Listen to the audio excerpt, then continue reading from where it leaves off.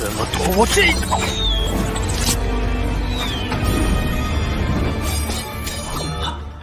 空手接暴雨梨花。Hai. Kali ini Mimin akan melanjutkan video part ketiga dari rekomendasi judul Donghua yang menarik untuk kalian tonton. Nah, di kesempatan kali ini, Mimin ingin bahas alur cerita dari salah satu favorit Mimin juga.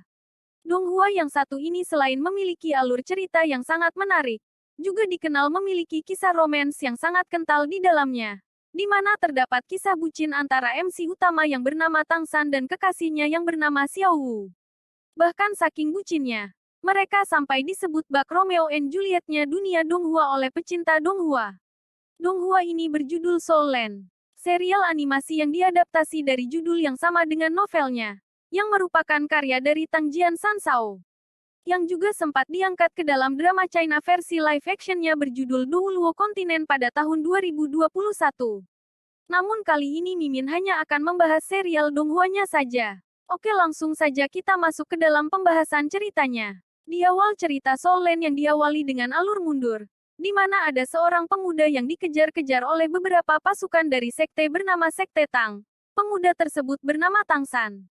Ia dirawat di sekte tersebut dan diajari ilmu bela diri yang kuat, dan membuat senjata rahasia. Tang San mempunyai rasa penasaran yang tinggi terhadap suatu ilmu pengetahuan hingga suatu saat Tang San diam-diam mempelajari cara menyempurnakan senjata rahasia yang dimiliki Sekte Tang. Mungkin senjata ini dulunya sangat berbahaya hingga membuat sekte ini menjadi sekte terkuat di benua tersebut. Namun lambat laun, generasi penerus Sekte Tang mulai berganti dan sampai di titik di mana tidak ada yang mampu membuat senjata rahasia ini kembali. Dan akhirnya kejayaan Sekte Tang sendiri menjadi menurun. Meskipun di sekte terdapat buku rahasia yang membahas tentang senjata ini, tapi tidak ada yang mampu menyempurnakan senjata ini kembali. Hingga akhirnya Tang San yang masih muda diam-diam mempelajari buku rahasia sekte tersebut. Alhasil Tang San mampu menyempurnakan senjata rahasia itu kembali setelah ratusan tahun musnah dari benua. Namun sangat disayangkan, para murid sekte tidak memiliki sudut pandang yang bijak, hingga menganggap Tang San seorang pengkhianat yang mencuri teknik rahasia sekte Tang. Karena kesalahpahaman ini sehingga membuat Tang San diburu dan dikejar untuk dibunuh oleh anggota sekte Tang yang lain.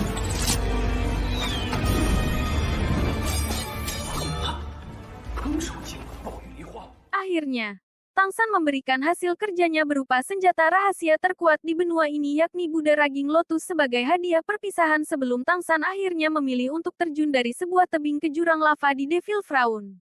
Ketua sekte marah besar terhadap semua murid sekte, karena menyakiti Tang San, seorang jenius yang hanya ada satu selama kurun waktu 200 tahun.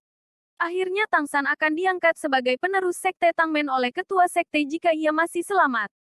Ajaibnya saat terbangun Tang San berada di dimensi lain, yang disebut Soul Land atau bisa juga disebut benua Douluo.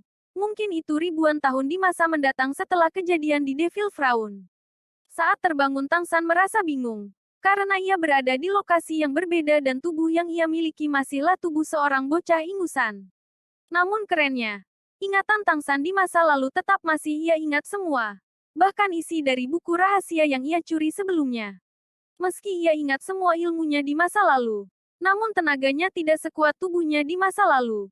Ia harus melatihnya kembali dari awal. Diceritakan bahwa di benua Douluo ini setiap orang memiliki roh pelindung bawaan sejak lahir dan mereka hidup dengan berlatih untuk meningkatkan kekuatan roh pelindung yang dimilikinya. Jika roh pelindung yang dimiliki merupakan roh pelindung yang bagus maka orang itu akan menjadi penguasa dan menjadi terhormat di benua Douluo ini. Tang San kecil hidup berdua dengan seorang pria parubaya yang merupakan ayahnya yakni Tang Hao. Ayahnya merupakan seorang pandai besi. Ayahnya sangat malas-malasan. Sehari-hari hanya bisa tidur dan mabuk-mabukan. Sumpah sampah banget nih bapak-bapak di awal cerita.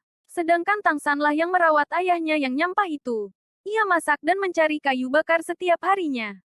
Hingga tiba suatu hari di mana salah satu prajurit utusan kerajaan datang untuk mencari anak berbakat di desanya. Ini akan dilakukan kerajaan setiap beberapa tahun sekali.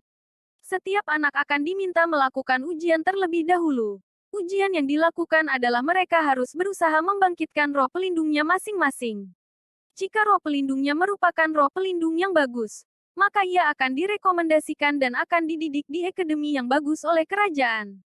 Di sini anak-anak dari desa Tangsan dikumpulkan dan dibawa ke sebuah gedung kosong. Dan di dalam ruangan itu mereka diuji dengan dibangkitkan roh pelindungnya serta melihat roh pelindung mereka masing-masing. Digambarkan roh pelindung sendiri sangat banyak macamnya mulai dari roh pelindung bertipe senjata, hewan buas, dan masih banyak lagi. Roh pelindung sendiri dapat digolongkan kuat lemahnya tergantung dari jenis roh pelindung itu sendiri. Kemudian diperlihatkan bahwa kebanyakan roh pelindung dari anak-anak yang berada di samping Tangsan itu merupakan roh pelindung bertipe alat pertanian. Yang dimana roh pelindung jenis ini bukan merupakan roh pelindung yang spesial dan tak dapat dilatih untuk pertarungan. Ditambah lagi tak ada satupun dari mereka yang memiliki energi roh. Dijelaskan bahwa tanpa energi roh, mau berlatih sekeras apapun dan menggunakan metode pelatihan apapun akan sia-sia. Dengan kata lain mereka tak akan pernah menjadi seorang master roh. Hal ini membuat sang penguji serta kepala desa merasa sedikit berkecil hati dan seolah tak ada harapan dengan anak-anak dari desa itu. Singkat cerita tibalah giliran Tangsan untuk maju dan membangkitkan roh pelindungnya. Namun diperlihatkan bahwa roh pelindung Tangsan adalah sebuah tanaman, yakni Blue Silver Grass atau roh pelindung bertipe tanaman rumput biru perak. Dan yang lebih parahnya lagi roh pelindung milik Tangsan ini merupakan roh pelindung yang sangat burik dan terlemah menurut sang penguji. Di mana roh pelindung ini bahkan jauh lebih tidak berguna dibandingkan roh pelindung alat pertanian. Bahkan bukan hanya lemah melainkan tak memiliki harapan untuk dikembangkan. Awalnya Mimin juga bingung. Lah kok bisa tokoh utamanya dikasih roh pelindung terlemah? Namun di satu sisi ternyata ada hal mengejutkan yang terjadi. Yaitu ketika di tangan kiri Tangsan memunculkan roh pelindung kedua. Yang dimana roh pelindung ini berbentuk palu yang sekilas mirip senjata salah satu karakter pahlawan di Avengers yakni palu Thor. Wah gila sih ini. Dari situ cerita semakin menarik makanya Mimin mulai tertarik sama Nidong Hua. Namun kejadian istimewa itu ternyata luput dari penglihatan sang penguji. Ia tidak menyadari bahwa ada anak istimewa yang memiliki roh pelindung ganda. Lanjut ke pembahasan utama. Karena kejadian itu luput dari penglihatan sang master roh penguji maka membuat si pencari bakat itu semakin putus asa melihat roh pelindung Tangsan. Dan seakan menyepelekan Tangsan yang menurutnya tak perlu lagi untuk mengecek level energi roh pelindung Tangsan. Dengan pesimis ia beranggapan kalau Tangsan tidak akan memiliki energi roh dari roh pelindung selemah itu. Akan tetapi Tangsan tetap bersikeras agar ia diizinkan untuk mencobanya terlebih dahulu. Dan benar saja saat Tangsan menyentuh bola kristal itu seketika bercahaya terang yang menggambarkan bahwa Tangsan memiliki energi roh tingkat tinggi. Sontak kejadian ini membuat sang penguji tercengang akan hal tersebut. Akan tetapi, meskipun hal ini dapat dikatakan sebagai hal yang spesial namun penguji masih pesimis melihat roh pelindung Tangsan yang hanya sebuah rumput biru perak.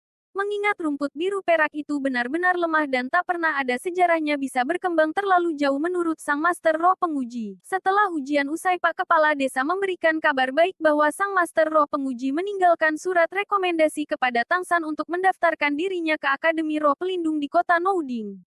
Sepulangnya ke rumah, ayah Tangsan penasaran dengan hasil ujian dari anaknya. Karena selama ini ayahnya juga tidak menyadari kekuatan apa yang ada pada anaknya ini. Saat mengetahui hasilnya yang ternyata Tangsan dikabarkan berhasil dalam ujian, sang ayah sontak menolak untuk memberikan izin kepada Tangsan untuk pergi mendaftarkan diri pada akademi dengan alasan yang tidak jelas. Namun di sini Tangsan belum berhenti berusaha untuk meyakinkan sang ayah. Ia bahkan memberitahu ayahnya bahwa ia merasakan hal aneh lain di tangan kirinya. Seketika ayahnya kaget dan mencoba memberikan pengarahan ke Tangsan untuk konsentrasi supaya apa yang ada di tangan kirinya bisa keluar. Benar saja setelah itu roh pelindung yang menakutkan keluar, yakni Palu Hao Tian. Tang Hao ayah Tangsan kaget bukan main. Ia bingung harus bangga atau sedih. Karena jika kekuatan Tangsan ini diketahui publik umurnya tidak akan bertahan lama. Karena pasti diburu oleh musuh-musuh ayahnya di masa lalu.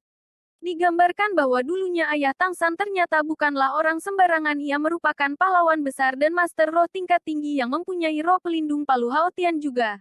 Yang merupakan roh pelindung terkuat dalam sejarah.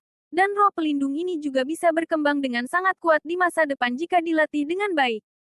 Sedangkan roh pelindung satunya lagi yang merupakan Blue Silver Grass atau rumput biru perak merupakan roh pelindung yang diturunkan dari ibunya. Karena melihat potensi ini ayah Tangsan pun yang awalnya menolak untuk memberi izin kepada Tangsan akhirnya berubah pikiran dan memberikan izin kepadanya untuk mendaftarkan diri di Akademi Kota Nouding. Akan tetapi dengan sebuah syarat yakni Tang San harus berjanji untuk tidak boleh memberitahu dan menunjukkan roh pelindung Palu Haotiannya kepada orang lain. Singkat cerita, Tang San dengan ditemani kepala desa telah sampai di kota Nouding untuk mendaftarkan dirinya di akademi tersebut. Di saat yang bersamaan, diperlihatkan juga seorang gadis kecil yang memiliki roh pelindung kelinci bernama Xiao Wu, yang juga ingin mendaftarkan diri di akademi. Karakter Xiao Wu inilah yang nantinya merupakan pasangan dari MC utama kita. Yang di kisahnya nanti setelah dewasa mereka akan menjadi pasangan terbucin tingkat dewa. Hehehe. Melanjutkan pembahasan cerita Donghuanya. Di akademi ini Tang San memulai perjalanannya dalam berlatih meningkatkan kemampuan roh pelindungnya. Dan di akademi ini pula awal mula ia bertemu dengan gurunya yakni Master Jenius yang berjuluk Master Agung bernama Xiao Gang. Meski berjuluk Master Agung, namun ia tidak memiliki satupun murid, karena tidak ada yang mau diajar olehnya. Hal ini menarik karena roh pelindung yang dimiliki Master Agung sangat sulit berkembang dan hingga usia parubaya ia hanya mampu sampai di level 30 yang umumnya sudah di atas 70. Meskipun seperti itu tapi Xiaogong memiliki pengetahuan yang sangat luas mengenai roh pelindung, dan memiliki teori-teori yang tidak lazim dalam pengembangan roh pelindung itu sendiri. Tang San menemui Master Agung dan meminta Master Agung untuk menjadi gurunya. Seketika Xiaogang kaget sekaligus merasa bahagia. Ia akhirnya merasakan bisa memiliki seorang murid. Di beberapa hari selanjutnya, Xiaogang didatangi seseorang yang misterius. Ia membawa token kerajaan, yang digambarkan bahwa siapapun yang memiliki token ini, ia adalah termasuk orang terkuat dan terpandang di benua Duhuluo ini, yang tentu juga mempunyai hak lebih untuk memasuki hutan perburuan binatang roh. Hutan ini merupakan tempat tinggalnya binatang roh, dan menjadi tempat perburuan bagi seorang master roh untuk menangkap binatang roh. Binatang roh adalah hewan yang memiliki kekuatan roh, yang sering diburu dan diambil cincin rohnya oleh master roh. Cincin roh ini dapat berguna untuk meningkatkan kekuatan roh pelindung master roh. Dan cincin roh juga ada berbagai macam tingkatan kekuatannya, yang dibagi berdasarkan umur atau usia hidupnya seekor binatang roh itu sendiri. Contohnya binatang roh berumur puluhan tahun, yang merupakan binatang roh terlemah memiliki cincin roh berwarna putih. Lalu binatang roh berumur ratusan tahun memiliki warna cincin roh berwarna emas. Kemudian binatang roh berumur ribuan tahun yang memiliki warna cincin roh berwarna ungu. Ada juga binatang roh puluhan ribu tahun yang memiliki cincin roh berwarna hitam. Dan yang terakhir dan yang paling kuat adalah binatang roh dengan usia hidup ratusan ribu tahun yang memiliki cincin berwarna merah. Ayah Tang San menitipkan Tang San kepada Xiaogang, dan ingin dia mendidik Tang San dengan baik. Karena ia tidak bisa menemani Tang San untuk saat ini dikarenakan bisa berbahaya bagi keselamatan Tang San kecil. Sebelum ayah Tang San pergi, ia menitipkan sebuah surat untuk Tang San yang dititipkan kepada kepala desa, yang dimana surat itu berisikan pesan bahwa ia akan pergi dalam waktu yang cukup lama dan melakukan perjalanan yang sangat jauh untuk menyelesaikan misinya yang dahulu sempat tertunda. Tak lupa ayah Tang San juga berpesan agar Tang San menjaga diri baik-baik dan berlatih dengan giat di bawah bimbingan dan pengajaran Master Agung agar kelak bisa menjadi Master Roh yang hebat. Dan setelah menjadi Master Roh terhebat mereka pasti akan bertemu kembali. Hal ini membuat Tang San menjadi sangat sedih dan merasa tidak punya siapa-siapa lagi. Sehingga membuat ia meminta Xiao Wu untuk menjadi adiknya dan berjanji untuk selalu melindunginya. Setelah itu ia juga bertekad akan menjadi Master Roh yang terkuat demi membuat bangga dan membuktikannya kepada sang ayah. Nah itulah tadi cerita singkat mengenai Donghua yang berjudul Soul Land. Lalu bagaimanakah kelanjutan kisah Tang San setelah ia berpisah dengan ayahnya? Dan bagaimana kelanjutan kisahnya bersama Xiao Wu? Untuk mengetahui jawabannya, kalian bisa menonton kelanjutan kisahnya melalui platform streaming resminya yakni WeTV. Sedikit info kalau Donghua ini sendiri telah menamatkan ceritanya dengan total 265 episode. Oh ya guys, video kali ini cukup sampai di sini dulu. Tetap pantau video lanjutan pembahasan Donghua dari Mimin di next video ya. Dan see you in the next video. Bye-bye.